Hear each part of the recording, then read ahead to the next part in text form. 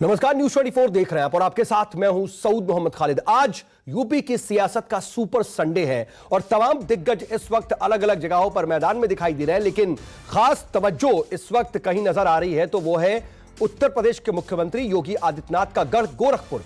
दरअसल यहां पर आज कांग्रेस महासचिव प्रियंका गांधी पहुंच रही हैं और योगी के गढ़ में वो प्रतिज्ञा रैली करेंगी और यहां पर एक जनसभा को भी वो संबोधित करने वाली हैं। प्रतिज्ञा यात्रा को संबोधित करने के लिए और उस रैली को निकालने के लिए यहां पर पहुंची हुई हैं और आप ये गोरखपुर की तस्वीर देखिए। दरअसल उत्तर प्रदेश का गोरखपुर सीएम सिटी है। उत्तर प्रदेश के गोरखपुर को यूपी के मुख्यमंत्री योगी आदित्यनाथ के गढ़ के तौर पर जाना जाता है, लेकिन आज ये काफी हद तक कांग्रेस में दिखाई दे रहा है क्योंकि जगह जगह पर प्रियंका गांधी के कटआउट्स और होर्डिंग्स लगे हुए हैं। तमाम लोग यहां पर दिखाई दे रहे हैं, तमाम कांग्रेस के कार्यकर्ता दिखाई दे रहे हैं। और खास बात देखिए, आज का जो विशेष दिन है, दरअसल सरदार वल्लभ भाई पटेल की 145वीं जयंती है। इस मौके पर उनका भी कटआउट इसलिए दिखाई दे रहा है प्रियंका गांधी के एक तरफ, तो वहीं भारत की पूर्व प्रधानमंत्री और भारत की पहली महिला प्रधानमंत्री इंदिरा गांधी की आज पुण्यतिथि है, तो इसलिए प्रियंका गांधी के दूसरी तरफ इंदिरा गांधी का भी कटआउट नजर आ रहा है। और ये देखिए गोरखपुर की ये तस्वीर है। तमाम कांग्रेसी नेता मौजूद हैं। छत्तीसगढ़ के मुख्यमंत्री भूपेश बघेल मौजूद है, सलमान खुर्शीद मौजूद है और उसके अलावा भी कई दूसरे कांग्रेसी नेता प्रियंका गांधी को गुलाब देकर के उनका वेलकम करते हुए तमाम कांग्रेसी नेता और कार्यकर्ता।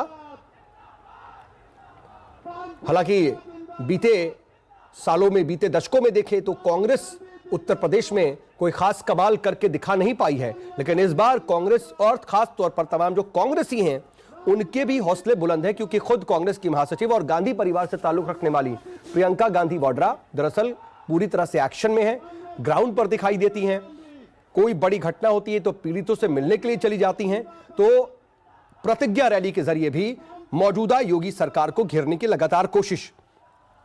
प्रियंका गांधी खास तौर पर अपने जेस्चर के लिए जानी जाती हैं क्योंकि लोगों से वो काफी जमीनी स्तर पर जाकर के मुलाकात करने लगती हैं, कभी किसी घायल का इलाज कराने की बात करने लगती हैं, उनकी मरहम पट्टी करने लगती हैं, कभी बहुत आत्मीयता के साथ किसी निचले पायदान के व्यक्ति से बातचीत करने लगती हैं।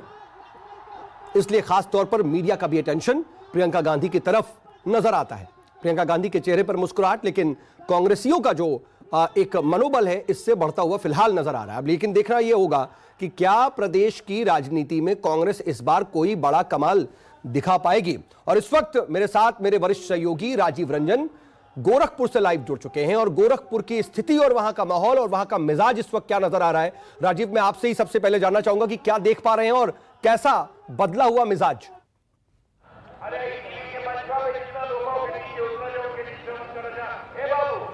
देखिए सऊद, जो मैं देख पा रहा हूं वो माहौल आपको भी दिखा रहा हूं।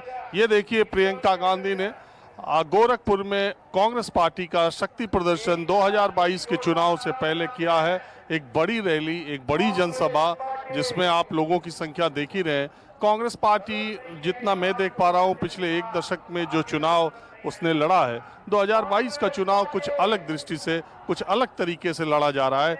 ये रैली देखिए, जिस तरह की मंच पर प्रियंका गांधी अब से थोड़ी देर पहले आई हैं और कांग्रेस पार्टी के दूसरे नेता भी हैं, स्थानीय नेता भी हैं। प्रतिज्ञा रैली के नाम से ये रैली जो की जा रही है, इसमें अच्छी खासी भीड़ जुटाने की कोशिश की गई है। पहले कांग्रेस पार्टी के उत्तर प्रदेश में जब रैली होती थी तो छोटे और मैदान, छोटी चीजें देखी जा रही थी, लेकिन अब बदली परिस्थितियों में ये बहुत बड़ा मैदान है और कांग्रेस पार्टी ने यहाँ पर ये जनसभा रखी है। प्रियंका गांधी अब से थोड़ी देर बाद अपने प्रतिज्ञाओं का ऐलान उन्होंने किया। देखना ये भी है, आज निगाहें ये लगी हुई है कि क्या आज किसी नई प्रतिज्ञा का ऐलान भी प्रियंका गांधी करती है या नहीं। लेकिन राजीव देखिए, आप जो तस्वीर दिखा रहे हैं काफी बदली हुई भी नजर आ रही है। जैसा आपने कहा भी कि मैदान का जो रकबा है उसकी साइज भी अब बढ़ रही है, लेकिन आज की रैली कुछ मायनों में बहुत अहम है। प्रियंका गांधी इस वक्त लगातार एक्शन में है, कई रैलियां कर रही हैं, लेकिन योगी जो मुख्यमंत्री है उत्तर प्रदेश के, उसके गढ़ में, उनके गढ़ में जो ये हलचल दिख रही है वो किन मायनों में क्या संदेश देती है सियासी।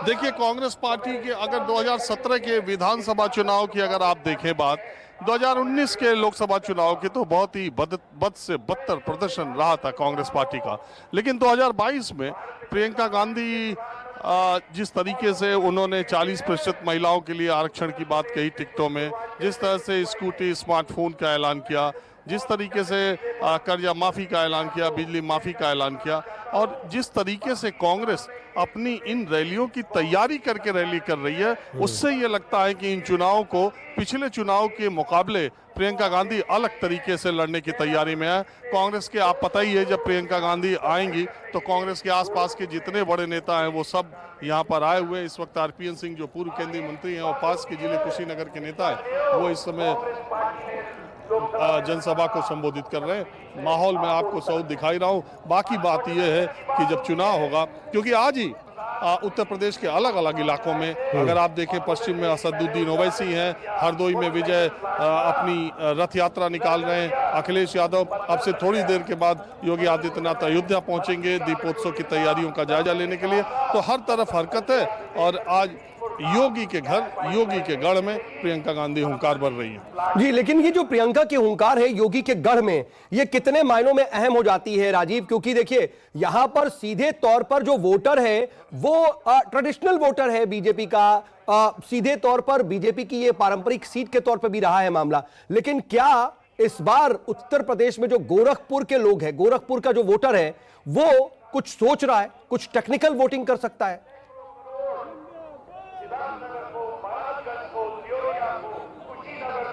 देखिए, चुनाव अभी बहुत दिन दूर है सऊद। अभी इस तरीके से ये कह पाना कि वोटर किधर जा रहा है किधर नहीं जा रहा है, बात एक माहौल बनाने की होती है। इन दिनों माहौल बनाने का काम होता है चुनाव के 50-60 दिन पहले से, कि नहीं भाई, हम भी फाइट में हैं, हमको हल्के में ना लिया जाए, हम बदले हुए चेहरे, बदली हुई परिस्थितियां, बदली हुई ताकत के साथ आ रहे हैं। और दूसरी बात यह है कि जैसा मैंने सुबह भी आपसे बातचीत में कहा था, मुझे ऐसा लगता है कि उत्तर प्रदेश के इन चुनाव में कांग्रेस पार्टी शहरी क्षेत्रों में ज्यादा अपना केंद्र बनाने वाली फोकस कर रही है। जी हाँ, बिल्कुल, और आप वहां से नजर बनाए रखिएगा, आगे भी आपसे अपडेट के लिए जुड़ेंगे। फिलहाल के लिए आपका बहुत बहुत शुक्रिया राजीव। तो उत्तर प्रदेश की स्थिति है, लेकिन इन सब के बीच बीजेपी का मिशन एकता भी दूसरी तरफ जारी है, क्योंकि सरदार पटेल की आज जयंती है और इसको बीजेपी राष्ट्रीय एकता दिवस के रूप में मना रही है। और इसको लेकर के आज गुजरात के केवड़िया में भव्य समारोह का आयोजन किया गया। इस मौके पर खुद गृह मंत्री अमित शाह पहुंचे हुए थे। वहां पर स्टैच्यू ऑफ यूनिटी पहुंच करके फूल चढ़ा करके सरदार पटेल को उन्होंने श्रद्धांजलि दी और सभी देशवासियों को राष्ट्रीय एकता दिवस की इस दौरान उन्होंने शुभकामनाएं दी। बता दें कि इस दौरान गुजरात के मुख्यमंत्री भूपेंद्र पटेल समेत बीजेपी के कई बड़े नेता मौजूद रहे। एकता दिवस पर सभी राज्यों की पुलिस और अर्धसैनिक बलों ने भी परेड किया। बता दें कि अनेक राज्यों के सांस्कृतिक ग्रुपों ने भी अपनी कला का इस दौरान प्रदर्शन किया। तो वहीं दूसरी तरफ प्रधानमंत्री नरेंद्र मोदी इस वक्त इटली में है, लेकिन वहां से भी उन्होंने खास वीडियो संदेश आज भेजा। सरदार साहब ने जिस प्रकार से आजादी के बाद भारत को एक करने का काम किया, मगर दुर्भाग्यपूर्ण बात है कि सरदार साहब को भुलाने का प्रयास किया गया। आजादी के बाद उनके योगदान को उचित सम्मान, उनके योगदान को उचित स्थान कभी नहीं मिला, मगर ना उनको भारत रत्न दिया गया, ना उनको उचित सम्मान दिया गया, मगर कहते हैं कि सूर्य को कितनी देर बादल ढक कर रख सकता है। परिस्थितियां बदली, देश बदला, आज सरदार साहब को भारत रत्न भी मिला है और विश्व की सबसे ऊंची प्रतिमा सरदार साहब की हम सब की नजर के सामने है। स्टैच्यू ऑफ यूनिटी पूरी दुनिया को संदेश है कि भारत की एकता को कोई तोड़ नहीं सकता। सरदार पटेल हमेशा चाहते थे कि भारत सशक्त हो, भारत समावेशी भी हो, भारत संवेदनशील भी हो और भारत सतर्क भी हो, विनम्र भी हो, विकसित भी हो। उन्होंने देश हित को हमेशा सर्वोपरि रखा। आज उनकी प्रेरणा से भारत बाहरी और आंतरिक हर प्रकार की चुनौतियों से निपटने में पूरी तरह से सक्षम हो रहा है। पिछले 7 वर्षों में देश ने दशकों पुराने अवांछित कानूनों से मुक्ति पाई है।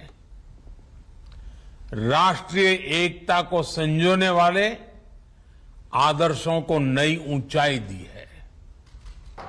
भाइयों बहनों, भारतीय जनता पार्टी ने जो कहा सो करके दिखाया। वह गरीब कल्याणकारी योजनाएं हो या फिर भारत के आन मान और शान के प्रतीक भारत की एकता अखंडता को, एक भारत श्रेष्ठ भारत की परिकल्पना को साकार करने का कारण रहा हो, या फिर 500 वर्षों के उस कलंक को जिसको लेकर के प्रत्येक भारतीय के मन में टीस थी कि अयोध्या में काश भगवान राम का मंदिर बन गया होता तो क्या होता। नमस्कार, मैं हूं मानक गुप्ता।